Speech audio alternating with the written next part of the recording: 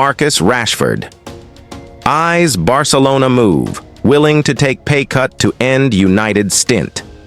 Marcus Rashford is reportedly prepared to take a significant pay cut in order to complete what he considers a dream move to FC Barcelona, as he looks to end his long-standing association with Manchester United.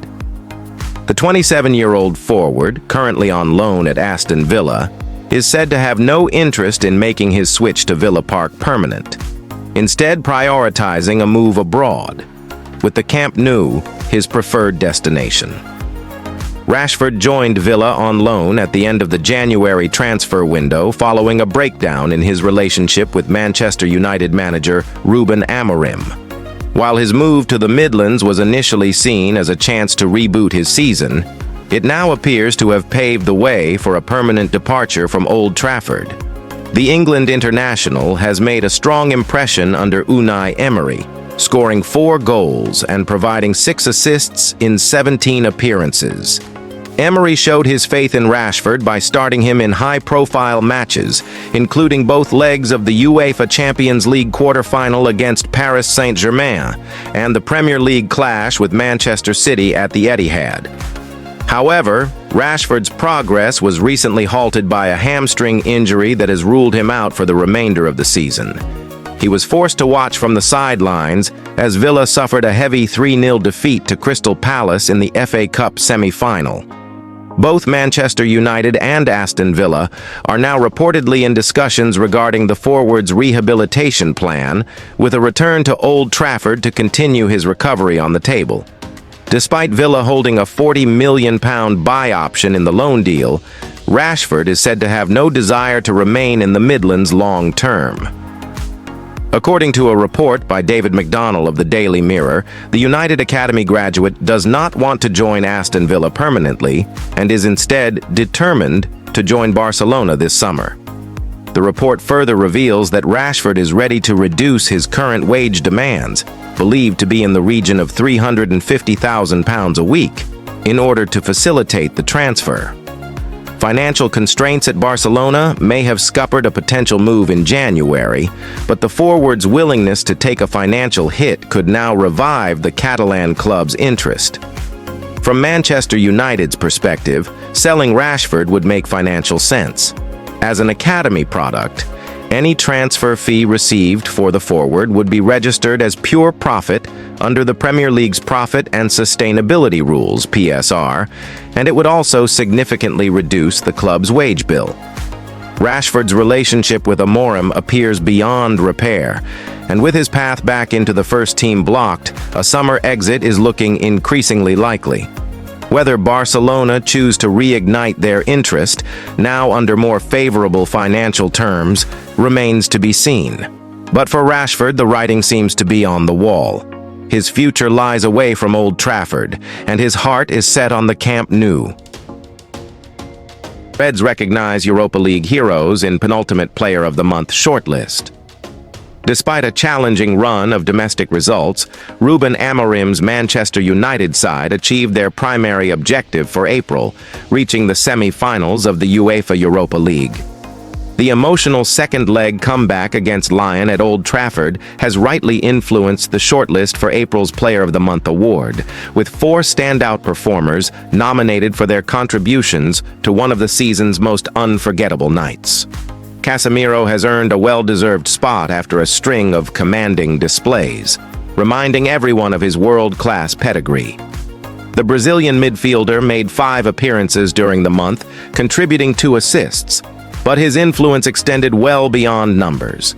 He was instrumental in the Manchester derby, making 11 tackles, a standout defensive effort, and narrowly missed out on the man-of-the-match accolade. However, it was against Lyon in the second leg where Casemiro truly shone. Fouled in the box to earn a vital penalty converted by Bruno Fernandes, he then assisted both of United's late goals. A clever ball set up Kobbie Mainoo's equalizer before his pinpoint cross found Harry Maguire for the dramatic winner. At 33, Casemiro is still proving to be a leader, both in presence and performance. Team captain Bruno Fernandes is aiming to clinch a third consecutive Player of the Month award, and he remains the heartbeat of this side. Across his 6 starts and 1 substitute appearance in April, the Portuguese international scored once and assisted once, but his impact goes far deeper. Rested for the start of the Wolves' defeat, Bruno returned to deliver decisive moments in Europe, calmly slotting home the pressure-filled penalty against Lyon that turned the tide in United's favor. His cross also set up Xerxes' header in the first leg, showcasing his trademark creativity.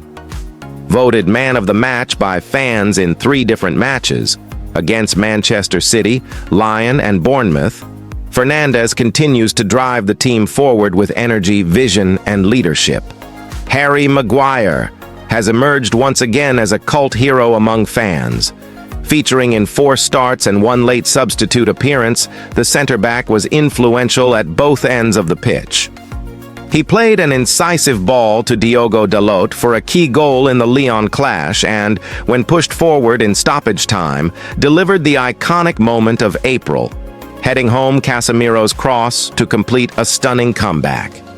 Maguire's resilience and commitment, even when thrown into an attacking role late on at Forest, demonstrate the fighting spirit he embodies. Rounding out the nominees is Leny Yoro, the teenage defender who is blossoming into a star. Yoro scored his first goal for the club in the away leg against Lyon, showing composure and confidence well beyond his years.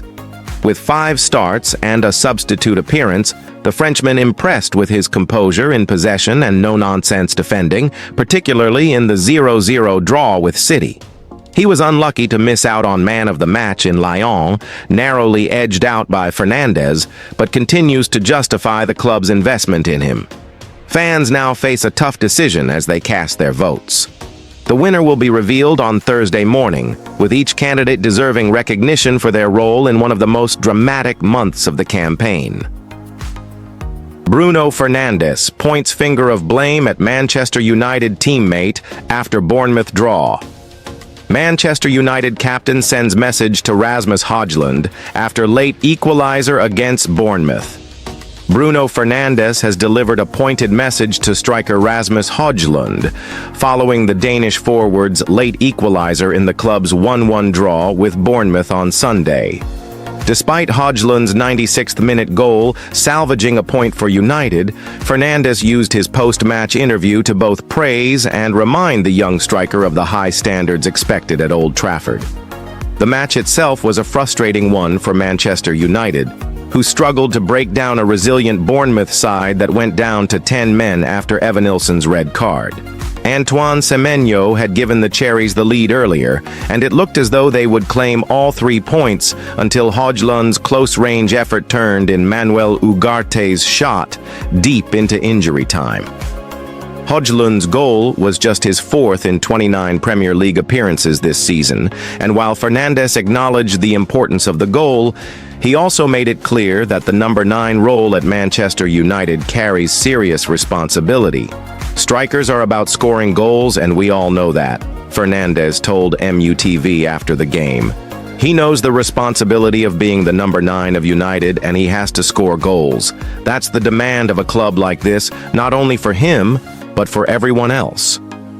The Portuguese midfielder emphasized that scoring isn't just a task for the strikers, but for all players who get into goal-scoring positions. Everyone that plays here who has the qualities to get into the box to score goals has to do it.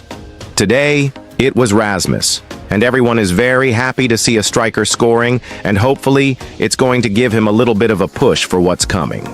The draw epitomized United's season-long struggles in front of goal. The team has managed just 39 goals in 34 Premier League games. Only West Ham, Everton, and the 3 relegated teams have worse attacking records. This lack of cutting edge has prompted United boss Ruben Amorim to consider reinforcements in the summer, with reported interest in Wolves' Matthias Cunha, Ipswich's Liam Delap, and Napoli's Victor Osimhen. Amorim, speaking after the game, echoed Fernandes' sentiments and stressed the need for improvement in attacking areas. "We could do better. We created chances, but we need to do better near the box. It is the small things, he told Sky Sports. It is always important for strikers to score. But when we look at the game as a striker, it is not just the goals. It is a good boost, but the next game is a new history, and we have to go again. Despite the late equalizer, the pressure continues to mount on United's misfiring attack and underperforming squad. Fernandez's public call-out of Højlund may be seen as tough love, but it also reflects the growing frustration within the camp as expectations continue to outweigh performances on the pitch.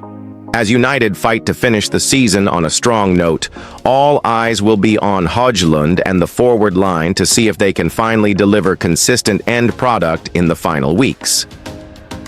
Manchester United controversy, 6 talking points.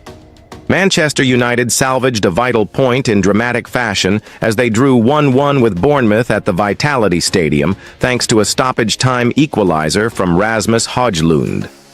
The Red Devils, who looked set for another dismal defeat in what has been their worst-ever Premier League season, were spared at the death after a match full of drama, controversy, and missed opportunities. The result, though not ideal, gives United a slight momentum boost ahead of their crucial Europa League semi-final against Athletic Bilbao on Thursday. Here are 6 key talking points from a tense afternoon on the South Coast. 1. Amorim's risky selection fails to deliver.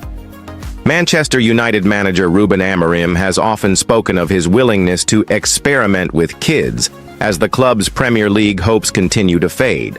However, with a Europa League semi-final looming, Amorim opted to field a strong starting 11 against Bournemouth, including senior players like Bruno Fernandes, Rasmus Højlund, Kobbie Mainoo, and Harry Maguire. Despite the star-studded lineup, the team again failed to perform. United showed little cohesion, struggled to create clear chances, and were once more undone by a lack of defensive organization. Amorim's strategy, aimed at building momentum before Thursday's clash with Bilbao, backfired as his team failed to collect 3 points for the 6th straight league match. 2. Defensive calamities cost United again.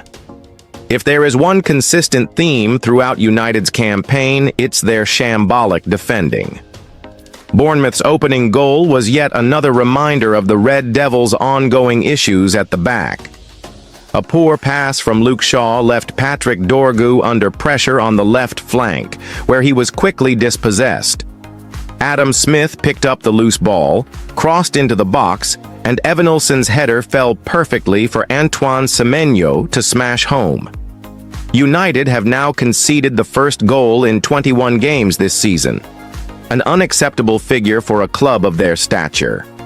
Their insistence on playing out from the back despite constant errors continues to baffle fans and pundits alike. Unless Amorim can resolve these issues, Thursday's semi-final could become a nightmare. 3-point VAR chaos. Adams avoids red. One of the most controversial moments of the match came when Bournemouth midfielder Tyler Adams flew into a reckless challenge on Alejandro Garnacho. Initially shown a yellow card, Adams faced a VAR review, as replays showed both feet were off the ground and studs were exposed. Despite this, VAR upheld the yellow card, sparking outrage among United fans and former players. Roy Keane didn't hold back, labeling the tackle assault and criticizing the Premier League's leniency. Supporters echoed his sentiments online, questioning the consistency and safety of refereeing decisions in the league. 4. Evanilson sees red in similar incident. If Adams' tackle was controversial, Evanilson's sending off only added fuel to the fire. The Bournemouth striker had initially been shown yellow for a 2-footed challenge on Noussair Mazraoui, but saw red after a VAR review. While Evanilson's challenge looked reckless, replays suggested he had slipped before colliding with the defender.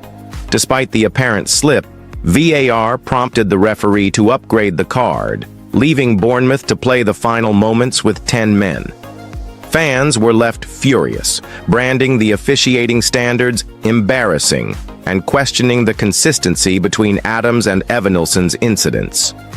These decisions could have significant ramifications as the season draws to a close.